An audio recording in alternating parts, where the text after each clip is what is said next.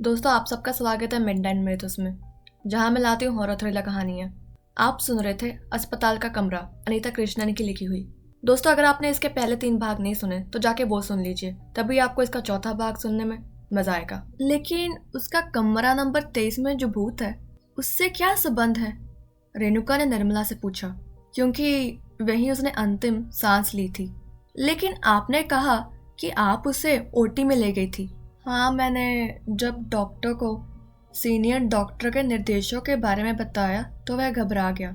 उसने कहा हम उसे किसी कमरे में ले जाते हैं ताकि ये लगे कि हम उसे ओटी में लेकर ही नहीं गए। मैंने जब इनकार कर दिया तो वह हम तीनों से मिन्नतें करने लगा। मेरी नौकरी, मेरा पूरा करियर खतरे में है, प्लीज प्लीज, वह गिड़गिड़ाने लगा।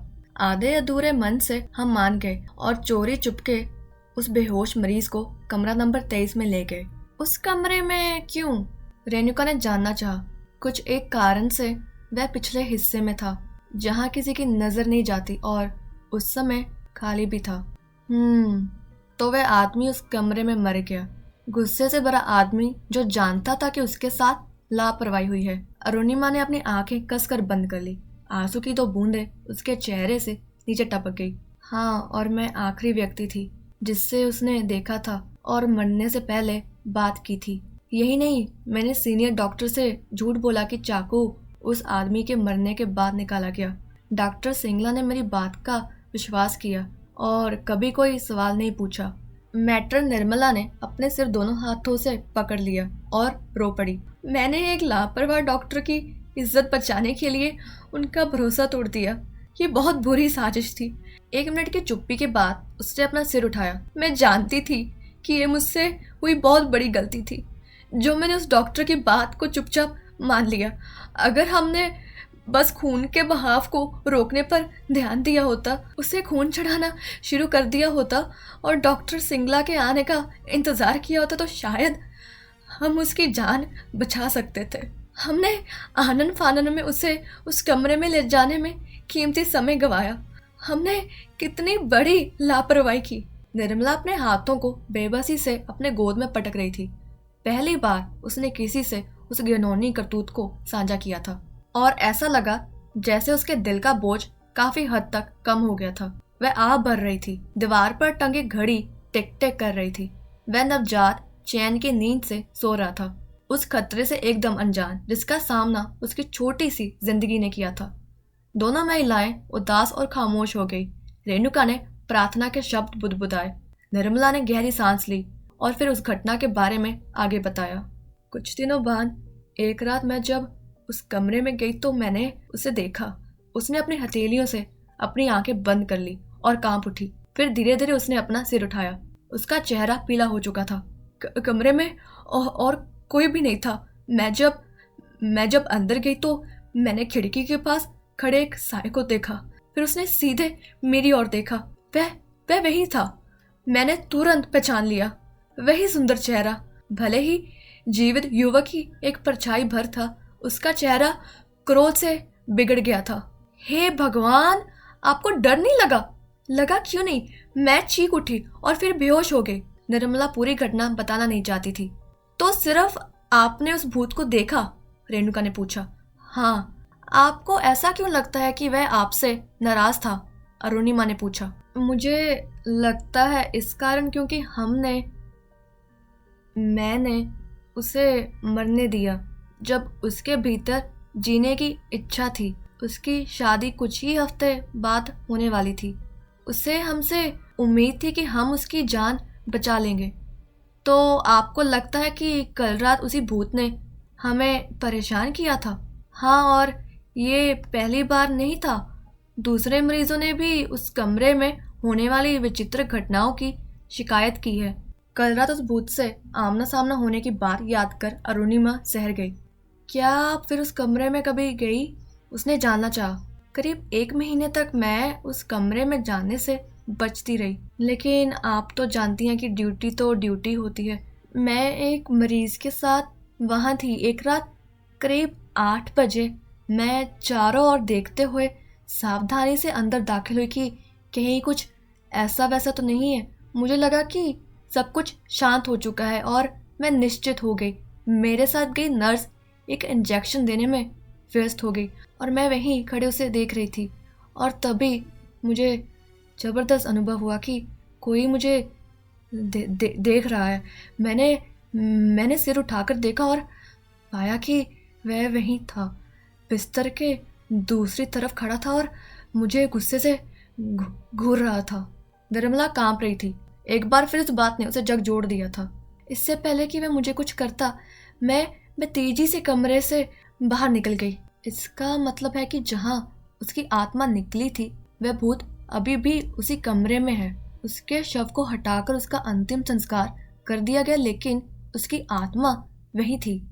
रेणुका खड़ी हो गई और धीरे धीरे खिड़की के पास चली गई। यह गंभीर मामला था। उस नाराज बेचैन आत्मा को अब शांति की जरूरत थी। अरुणिमा ने कुछ और जानने के लिए कहा। आपने पहले कहा कि आपने इसकी जानकारी अधिकारियों को और कुछ दूसरे मरीजों का भी ऐसा ही अनुभव था। हाँ, उसी रात उस मरीज को कमरे में एक विचित्र मौजूदगी का एहसास हुआ। उसने आधी रात को घंटी बजाई। मैं ड्यूटी पर नहीं थी, लेकिन अगले दिन मुझे पता चला उस मरीज की शिकायत थी किसी ने झटके से उसकी चादर खींच ली। उसे ये भी लगा कि कोई भारी चीज उस पर ताकत से बैठ गई, जिससे उसे दर्द हुआ। लेकिन कमरे में उसे कोई नजर नहीं आया। मरीज कमरे में अकेला था। कोई अटेंडेंट भी उसके साथ नहीं था। वह बुरी तरह डर गया था। स्वाभाविक रूप से फिर कुछ दिनों बाद मुझे वहां जाना पड़ा और उस दिन मेरे भीतर ना जाने की इच्छा थी। शाम का समय था। मुझ में अकेले जाने का साहस नहीं था, तो मैं एक नर्स को साथ ले गई। एक बार फिर कमरे में दाखिल होते समय मुझे कोई नहीं दिखा। उस मरीज की एक छोटी सी सर्जरी हुई थी, तो उसके जख्म को साफ करने के बाद मैं अपने हाथ धोने वॉशरूम की ओर जाने लगी। मैं अभी दरवाजे पर ही थी कि लगा जैसे कोई मुझे जोर से धकेल रहा है। मैं लड़खड़ा गई और सीधे जमीन पर गिरने से खुद को बचाने के लिए मैंने वॉश बेसिन को पकड़ लिया। फिर बाथरूम का दरवाज़ा धड़ाम से बंद हो गया। मैं अंदर ही रह गई। दूसरी नर्स ये सब कुछ देख रही थी। उसने हिम्मत दिखाई और दरवाजे को खोलकर मुझे निकालने में मदद की। फिर हम दोनों कमरे से बाहर भाग गए। वह मरीज हमें जानने के लिए हमें पुकारता रहा कि हम वहाँ से इस तरह क्यों भागे। कितना डरावना रहा होगा ये सब। बात वहीं ख़त्म नहीं हुई। आपको बताऊं कि वह मरीज जिसकी गॉल ब्लैडर हटाए जाने की छोटी सी सर्जरी हुई थी, उस रात अचानक मौत हो गई। कोई नहीं जानता कि क्या हुआ। उसकी हालत गंभीर नहीं थी, लेकिन उसके दिल ने अचानक धड़कना बंद कर दिया, जबकि उसे हृदय रोग की पहले से कोई शिकायत भी नहीं थी। मॉर्चरी में ले जाने से पहले मैंने उसे देखा था। उसकी आंखें निकल आई थी, मानो मरने से पहले वह बहुत बुरी तरह डर गया था। ये देखकर मैं दहशत में आ गई थी। उस दिन जो हुआ उसे याद कर निर्मला के चेहरे का रंग उड़ गया। मैं अस्पताल के डायरेक्टर के पास अपने डर को लेकर बात करने गई। वह मेरे ऊपर हंसने लगे। कहा कि मैं मानसिक रूप से बीमार हूँ और इस नौकरी के लिए फिट हूँ भी या नहीं। उसकी आंखों में आंसू थे। अपनी नौकरी बचाने के लिए मुझे चुप रहना पड़ा। मुझे अपने परिवार, 3 बच्चों का जीवन चलाना है। मेरा पति आवारा है, कुछ नहीं करता। उस डॉक्टर का क्या हुआ जिसने चाकू निकाला था, और जो नर्स उस दिन आपके साथ थी जब उस आदमी की मौत हुई थी, और वह एनेस्थेटिस्ट? अरुणिमा ने पूछा।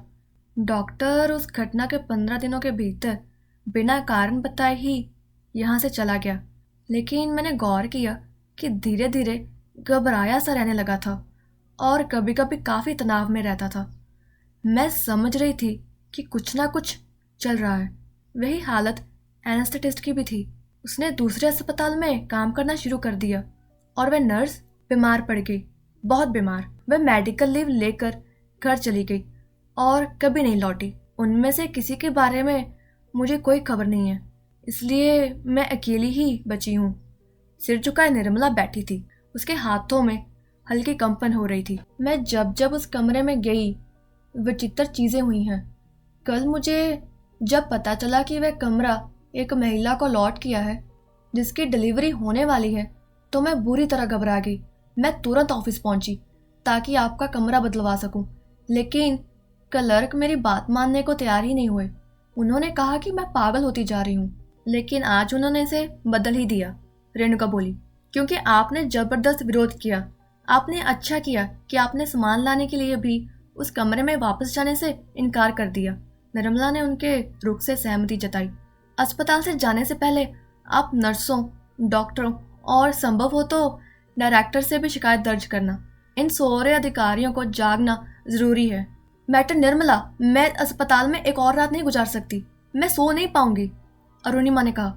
अब तो देर हो चुकी है। डिस्चार्ज कल सुबह ही होगा। मैं माफ़ी चाहूँगी। तभी बच्चा जाग गया और रोने लगा। निर्मला ने उसे उठाया, शांत करने के लिए मीठे शब्द में कुछ कहा और फिर उसकी माँ को सौंप दिया। फिर वह दरवाजे की ओर बढ़ गई। मुझे अब काम पर जाना है। मैंने यहाँ आने के लिए लंच से पहले की टी ब्रेक का समय निकाला था। मैं शाम को फिर आऊँगी जब मेरी शिफ्ट पूरी हो जाएगी। फिर हम आगे की योजना बनाएंगे। बिल्कुल, रेणुका ने हामी भरी। आप लोग इस कमरे में सुरक्षित रहेंगी। मैं आपको इस बात का यकीन दिलाती हूँ। मैटर निर्मला दरवाजे के पास जाकर मुड़ी और दोनों महिलाओं का हौसला बढ़ाने के लिए मुस्कुराई। कुछ भी चाहिए तो बेझिझक बता देना। वह एक कदम आगे बढ़ी और फिर ठहर गई। वैसे आपका सारा सामान यहाँ आ गया ना? मैंने सबसे अच्छे वार्ड बॉय को आपके बैग इस कमरे में लाने की जिम्मेदारी सौंपी थी। अरुणिमा ने अचानक ऊपर देखा। ऐसे लगा जैसे उसे कुछ याद आ गया था। मम्मा, मेरी सोने की चैन और चूड़ियाँ आपके पास है ना? डिलीवरी रूम वाली नर्स ने मुझसे उतरवा ली थी। मैंने उसे कहा था कि वह उन्हें आपको सौंप दे। दोस्तों, आप सुन रहे थे अस्पताल का कमरा, अनीता कृष्णन की लिखी हुई। इस कहानी का अगला भाग आपको जल्द सुनने को मिलेगा। अगर आपको कहानी अच्छी लगी तो लाइक कर दीजिए, और अगर आप हॉरर थ्रिलर कहानियों के फैन हैं तो मिडनाइट मिथ्स को सब्सक्राइब कर दीजिए। धन्यवाद।